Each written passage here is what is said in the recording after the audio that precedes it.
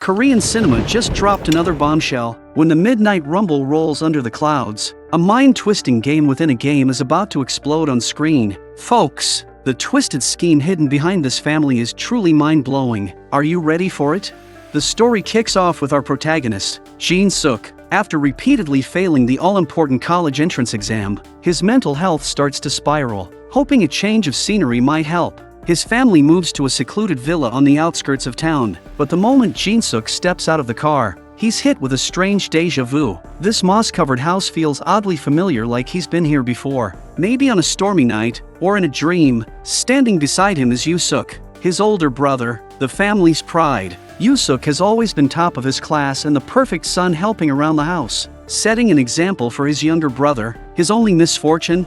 A limp in his right leg from an old accident. On the surface, they look like the perfect family, kind father, gentle mother, and a model elder brother, but something about them feels off. After settling in, Jin-seok notices that he and Yoo-seok are sharing a room, even though there's an empty one across the hall. When he asks, Yoo-seok explains that the previous owner left something valuable in there and will come back for it soon. Later at dinner, Jin-seok brings it up to their father, but the answer is just as vague. All he says is, "Don't go into that room." Right on cue, strange noises echo from upstairs, coming from that very room.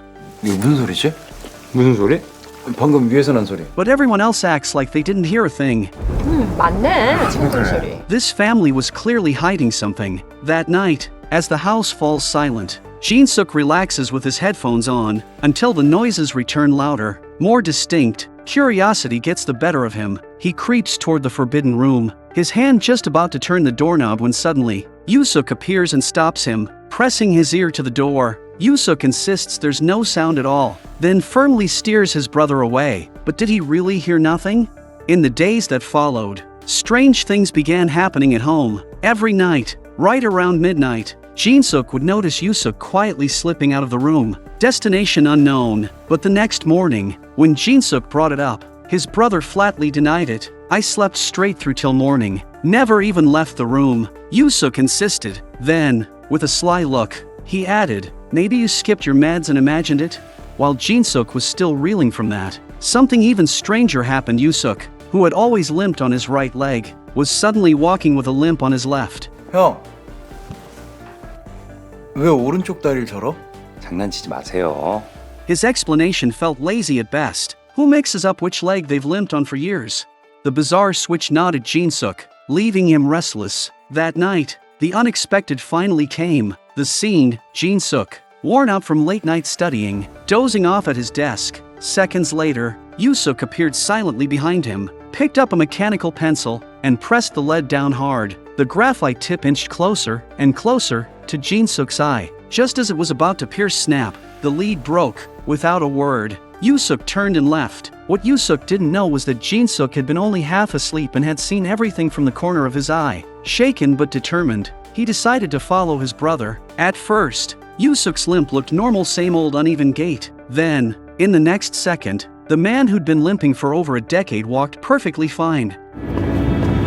Still full of questions, Jin-seok tailed him into a dark alley. A few rough-looking young men greeted Yoo-seok with deep bows. Before Jin-seok could process it, a hand clamped over his mouth from behind. The one who'd knocked him out was his own brother. When Jin-seok came to the next morning, he was shocked to find himself back home. Last night he'd been trailing Yoo-seok through the streets. Turning around, he saw Yoo-seok watching him with a puzzled expression, fresh from sleep. Jin-seok couldn't find words for the feeling. It was all too bizarre. He locked himself in the bathroom, replaying every moment of last night in his head. No, last night wasn't a dream. It had really happened. So he confronted his brother. "What's going on? I was following you last night. How did I suddenly end up back here?" Yoo-seok gave the same tired line. "I slept through the night. I don't know what you're talking about." The more Yoo-seok denied, the more it felt like he was hiding something. That's when Jin-seok snapped. 어제 난 쫓아오던 그 남자들! But Yoo-seok kept his calm, denying everything. Jin-seok's frustration curdled into fear. Was this even his real brother? Grabbing a wrench from the corner, he stepped into the hall, only to be tackled by Yoo-seok. 제발. 나 정말 어저께 밤에 아무 데도 안 갔어. 그럼 내가 본 건 다 뭐야? 진석아, 다 실제가 아니야. The more Yoo-seok tried to explain, the more wrong everything felt. Finally, with a sigh, Yoo-seok asked, Did you forget to take your meds last night? 약, 너 약 먹었어? 어제.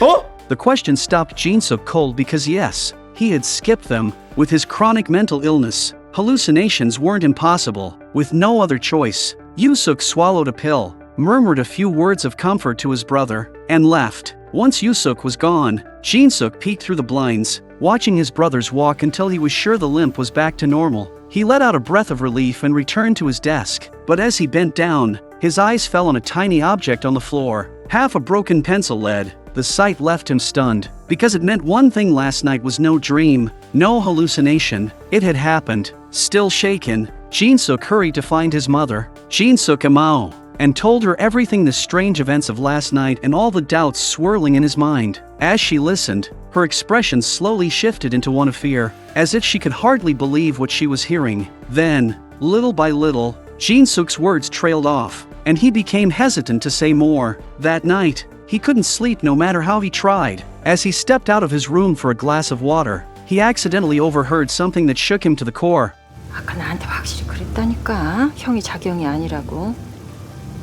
그러면서 어제 지가 뒷쫓아가서 본 거 다 말하더라고. The shock made him instinctively take a step back. The faint sound caught his mother's attention, and she quickly changed the subject, chatting idly about family matters before deliberately walking out of the room. Her behavior, combined with everything else that had happened recently, pushed Jin-seok's fear to its breaking point. 아니야. 분명히 소리를 듣긴 들었는데 내가 아까 봤다니까. He rushed back to his bed along the shortest route possible, but to his surprise, his mother followed him. Her expression was different now, her eyes cold and unnerving, like a predator assessing its prey.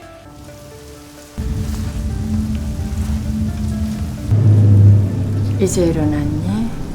Every word she spoke carried an icy edge that made Jin-seok's skin crawl. He had no idea what was happening. Why had his gentle, loving mother and brother become like this? After a long, desperate struggle in his mind, he decided he had to get out. But just as he reached the front door, he ran straight into his father, Jin-seok Boo, who greeted him with a chilling smile. At that moment, his mother appeared behind him. It was then that Jin-seok realized these people, this family, this home, none of it was real. There was something hidden here, something too dark to name. Terrified, he shoved his father aside and bolted into the pouring rain, running with everything he had. But a strange man followed close behind, his footsteps echoing like a shadow. By the time Jin-seok stumbled into the police station, he was trembling from head to toe. He told the officers everything he knew, every strange detail. They listened but remained skeptical. Impersonating an entire family was no easy feat. How could it be done? They pulled up his identity records. 그 77년생이시면 올해로 41죠. 예?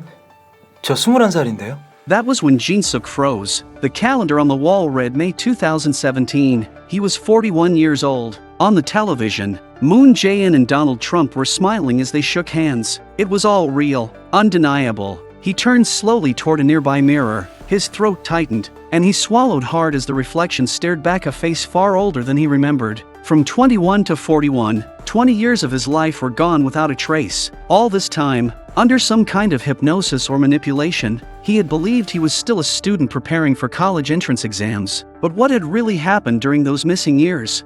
Determined to find out, Jin-seok dragged his worn, aching body back to that house. Standing in the empty space, he shouted, his voice breaking, "Come out!" The house gave no answer, only music floated through the silence. Following the sound up to the second floor, he found a door slightly ajar. He pushed it open and froze. Inside was a staged murder scene, a mannequin lying flat on the floor, an old stereo playing on repeat. Every detail pierced his mind, stirring buried memories and unleashing a wave of terror that left him breathless. At that moment, the fake brother walked in, accompanied by the fake father, Jin-seok Boo, and the fake mother, Jin-seok Amao. Their faces had completely changed from before, now twisted into eerie, sinister expressions. The man pretending to be Yoo-seok slowly began to speak. 20 years ago, in this very villa, a horrifying murder had taken place. The female homeowner and her daughter were brutally killed, leaving behind only a young boy. 16 years later,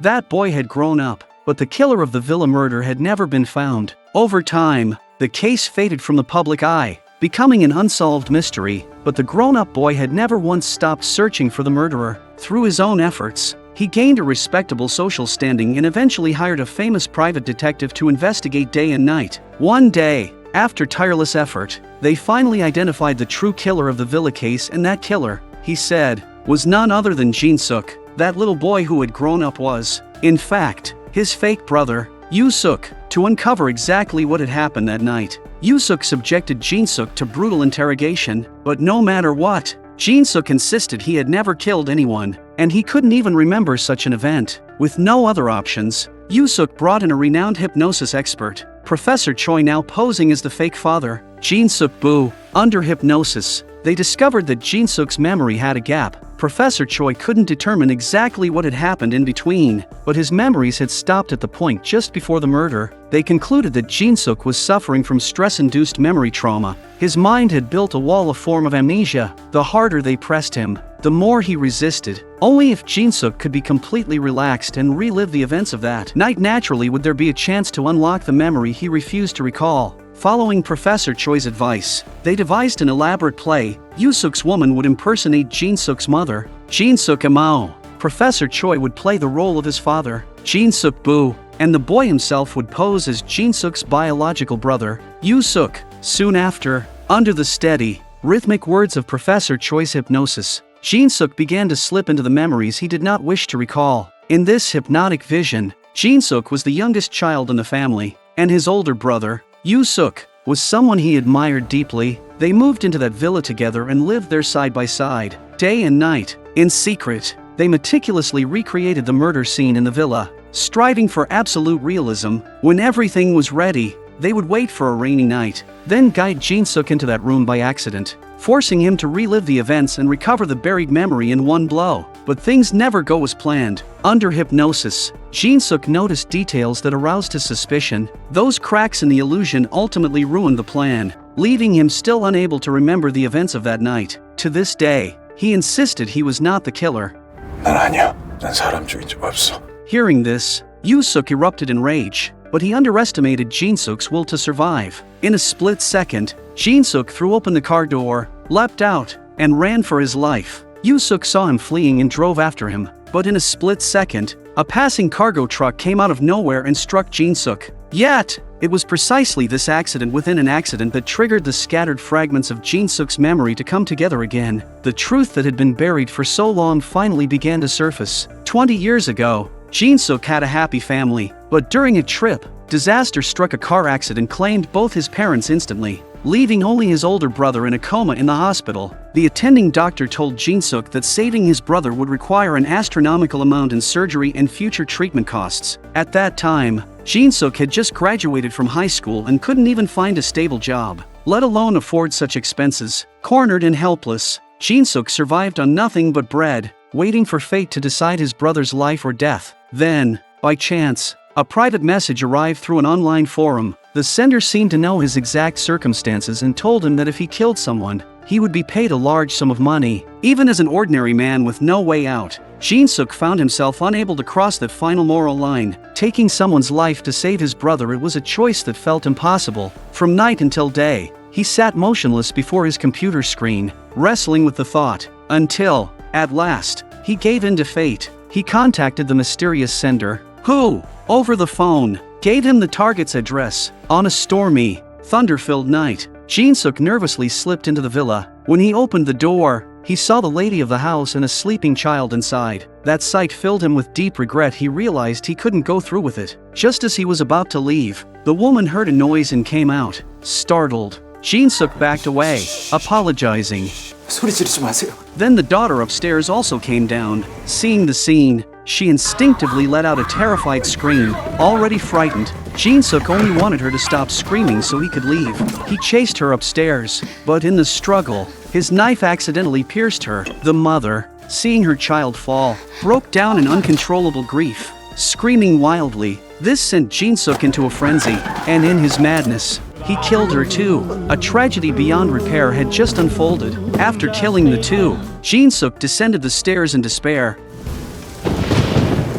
It was then that young Yoo-seok woke up. Perhaps the boy's innocence rekindled the last flicker of humanity in Jin-seok, and he chose not to silence him. But when Jin-seok stepped outside, He looked up and saw the man of the house. It was none other than Yoo-seok's attending physician. In that instant, Jin-seok understood. The mysterious caller was this doctor, who was also the father of the family. The revelation shattered him. He confronted the doctor on the hospital rooftop, demanding to know how he could be so heartless as to make him kill his own family. The doctor revealed that it all traced back to the financial crisis years earlier. Overnight, Yoo-seok's father had lost everything, facing crushing debts. He hatched a plan to hire someone to kill his wife for the insurance money, and that someone was Jin-seok. But no one could have foreseen the tragic twist. The doctor's beloved daughter also died that night, consumed by rage and grief. The doctor lost his mind. He tried to kill Jin-seok to silence him, shoving him toward the edge. But during the struggle, the doctor slipped and fell to his death. Evil had met its own downfall for Jin-seok, having just stepped into society. Facing such a dark and cruel truth and such an ending was something he could not bear. He sank into guilt and fear so deep that his subconscious began erasing the memory entirely. 20 years passed. Now, Jin-seok had regained all his memories. Yoo-seok, enraged, produced a syringe of poison, intending to force him to confess everything about that night. 뭐 때문이었어? 왜 여자랑 딸을 죽인 거야? 누가 시킨 거지, 그지? Looking at the man before him, Jin-seok instantly recognized him as the boy from 20 years ago. Now, they stood before each other in their true forms, both visibly shaken. 그날 그 새끼, 그 애새끼도 죽이지 그랬어. 어? 그냥 애새끼도 죽였어야지. 놈아!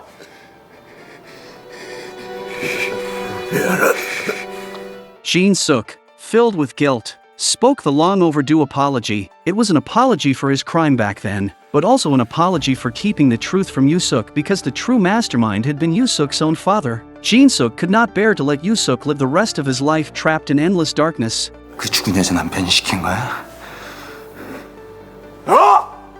우리 아버지가 시킨 거냐고! But the more Jin-seok avoided the truth, the more it confirmed Yoo-seok's suspicions. In mere seconds, Yoo-seok's emotions shifted from the joy of learning the truth to the devastation of accepting its cruelty. Between good and evil lies a blade as thin as a cicada's wing. One thought of mercy can save a life. One thought of hatred can destroy your own. In the end, the fate of the two men was nothing short of heartbreaking.